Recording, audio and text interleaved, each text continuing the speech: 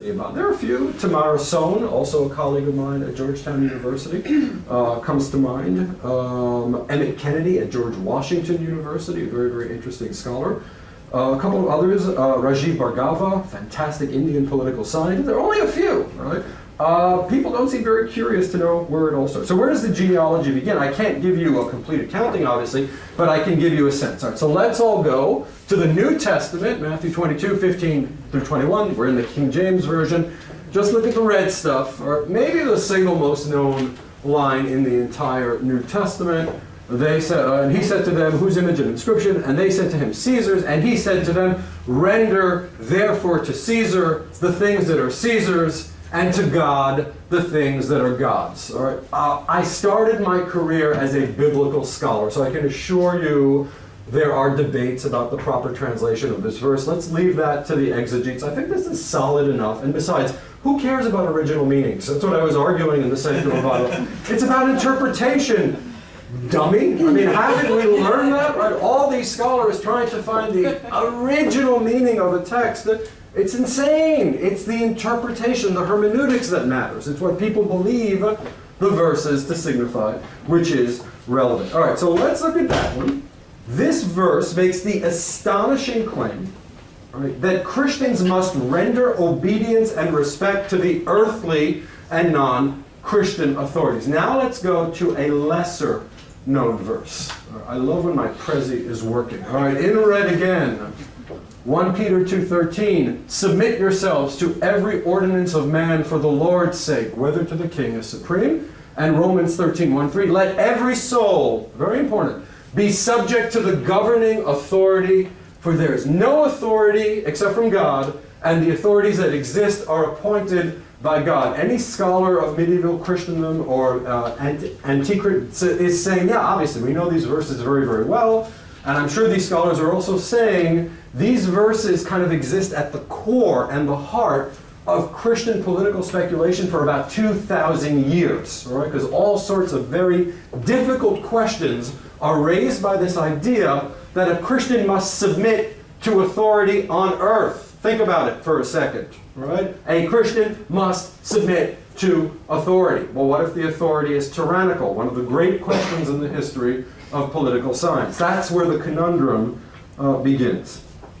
Okay, very good. We've got that. Notice that the biblical author identifies obedience to earthly rulers as a duty of the Christian. Okay, we've got that, and we're on our way. What have we learned? We've learned that for early Christians, there are two legitimate structures on earth. One is the hovering presence of God, but the other is the governing authority. So you have a bipartite structure built into the thought of the New Testament. And a Christian must obey the earthly authorities. Now, why did I bring these passages to your attention? Because they create a very interesting dynamic in early Christian thought, one that does not exist in Judaism at all, by the way, and one that I don't think exists in Islamic jurisprudence.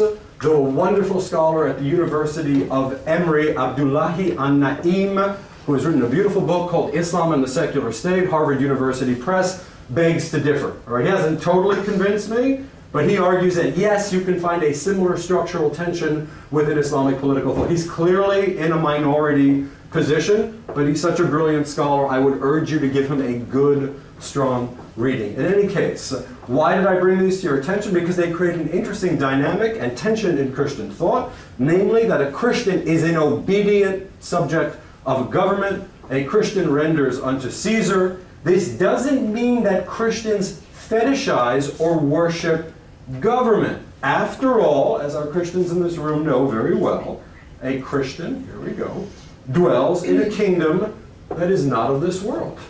Right? One of the most beautiful passages from the New Testament. Jesus answered, my kingdom is not of this world. So aren't Christians amazing? All right? And I do mean this. I'm not being facetious. All right? What a wonderful, healthy tension to live by. To be told to obey the earthly authorities, but also to think that whatever is in this world is really not a Christian's domain. All right? That psychological and structural and political tension is sort of the ore cell, right, of the secular idea. Okay, on we go. Christians then are enjoined to think about the world in a very complicated and interesting way. They obey government faithfully, but they don't really need the government. Aha! This is a Max Weber irony. All right? They must obey a government that they don't actually need. Martin Luther was patrolling these waters as well. Another interesting structural tension. All right. Why don't they need the government? Because if you're a New Testament author, that is Paul, or somebody who claims to be Paul, or a group of writers who call themselves Paul, the end of the world is coming. All right. It's going to be over pretty soon. All right. Jesus is going to return, and that's it. All right. So while you're here, be obedient. I'm not quite sure Paul and company expected a 2,000-year hiatus. All right. But we're here. We're still waiting. All right. But in that frame, a Christian obeys the earthly authorities. Scholars refer to this as a dualism, or a dualistic structure. And it was the great 5th century church father Augustine who built out this type of theorizing in his magisterial work, The City of God. I don't think Augustine looked that way, right? I don't know how we come to these conclusions about what people who lived.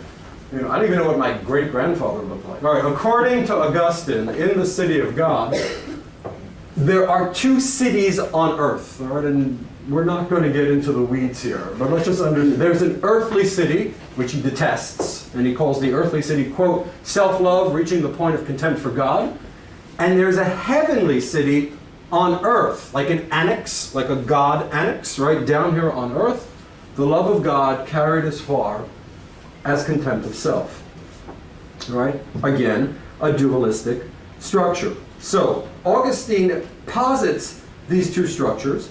Right? I cannot linger here on some of the very complicated questions about what he was getting at in his very lengthy discussions of the seculum. You hear that in the word secular? Right? So anyone who tells you this is not an idea with a Christian genealogy is insane, right? Or just not reading the proper scholarly literature. So Augustine reflects on the seculum and what it means to be down here on earth waiting for the end of the world and waiting for the Messiah to return. That's the seculum, and we all share it together. To quote Paul, which Augustine quotes, we are all groaning together waiting for this event to occur, but we're here. The best book written about this is by Robert Marcus, M-A-R-K-U-S. I believe it's called The Secular in Christianity, or Christianity and the Secular. He's the great theorist of Augustine and the idea of the seculum. All right, so what is the seculum? It's the space we all share together, folks. Sinners and saved before the coming of the eschaton, or that is the coming of the Messiah. What I want to say is that Augustine pushed forward the New Testament binary, the dualism, in which a Christian sees 2 things in this existence: the forces of earth and the forces of heaven. Throughout the Middle Ages, Augustine's dualistic structure was worked over and over and over again by Christian theologians. It became structuralized, if you will, into the argument that in every society there are 2 domains of power. And now we're getting to the good stuff. All right? What I was trying to do in my research over the past couple of years is I was trying to understand how we got to these dualisms in Western political speculation. It's not a given, because these dualisms don't exist in Judaism, for example. All right? Where there's a very curious relationship to power, since Jews never held power from the rabbinic period forward. Papacy and emperor, cross and crown, sacerdotium and regnum, spiritual rule and temporal, ecclesiastical and church and state, religion and government, right? The binary itself is tinctured by Christianity. Very early on, Christian thinkers started to ask themselves a pretty basic question. And the question was, who's on top? All right? If you have these 2 structures built into a society, who gets to call the shots? We all know where this ends. All right? It ends with apologists for both sides insisting that their team should be in charge. Pope Gelasius, in a letter to the Emperor Anastasius, had his own very strong conclusion. Let's just look at it. There are 2 things, most august emperor, by which this world is chiefly ruled: the sacred authority, the priesthood, and the royal power. Of these 2, obviously, right? The priests carry the greater weight because they will have to render account of the divine judgment even for the kings of men. This is seen as a watershed document in the history of this scramble for power between cross and crown. All right, so here we see two levels, clearly posited, sacred authority and royal power, and we start to understand human nature being what it is. One level wants to subordinate the other. Right? People are not able to share their toys. All right? As a result, you have this long-running bibliography in Christianity about who can tell who what to do and what is the proper domain of each one. Many early Christian theologians obviously subordinated the power of the king or the emperor to sacred authority. Kings and emperors, they argued, worked for the pope or even for the bishop or even for the priest. We might refer to this as the anti-secular formula, to use Max Weber's terminology, the hierocratic formulation. Right? This would soon be coupled with an aggressive papal ideology of what is known as plenitudio potestatis. Right? And what does that mean? The idea that all power on earth belongs to the Pope. All right? Here's a very mature statement of this idea from Berlinerblau of Clairvaux. Here we go. This is to the Pope. You are called to the fullness of power, plenitudio potestatis. The power of the others is bound by definite limits. Yours, O Pope, extends even over those who have received power over others. So ladies and gentlemen, what we've seen so far is that in early Christian thought, two structural levels of polity were assumed: ecclesiastical authority and royal authority. For many Christian theologians, the royal was inferior to the ecclesiastical, but things get really interesting around the 12th century when Christian theologians, arguing as Christians, reverse and challenge all of these assumptions. To put it cheekily, the empire strikes back, if you will. Kings and emperors begin to suggest that it's they who hold the power. What is crucial, right, and perhaps one of the major developments in Western civilization, is that many theologians agree with them. I repeat, all right, not Richard Dawkins prototypes, all right, not Christopher Hitchens early or before. Religious people start to agree that the power of the Pope should be limited. All right? In other words, Christian thinkers argued that a Christian society should not be ruled by popes, bishops, and priests, but by the so-called secular rulers who are kings, who of course were going to be Christian. All right? This is where the confusion around the word sets in. I'm going to give you two examples, some of my favorite medieval thinkers. This is the absolutely spectacular William of Ockham, a troublemaker if there ever was one. Just as spiritual matters are controlled by priests and ecclesiastes, what's so hard here, he says? So are temporal matters by secular rulers, as Blessed Peter testifies. He goes right back to the verse we looked at. It's easy, he says. It's a no-brainer, right?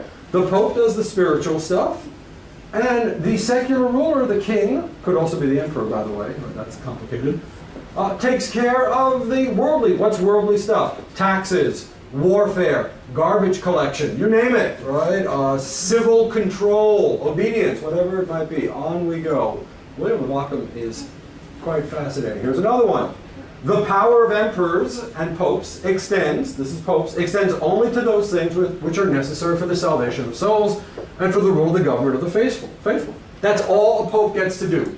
Soul work. Popes work on your soul. Nothing else. Everything else is left to the secular authorities. His roommate, I'm not joking around, they were actually roommates, right? Marsilius of Padua and William of Ockham shared a room together for a couple of months. I think that's very, very funny, right?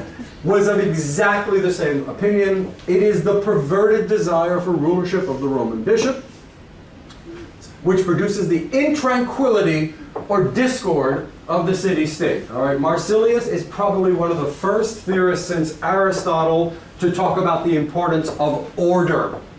For there to be a functioning society, for there to be a pathway to God, there must be order.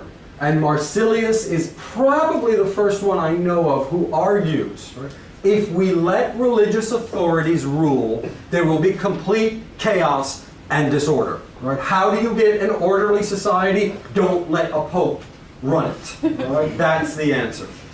Amen. On we go. All right?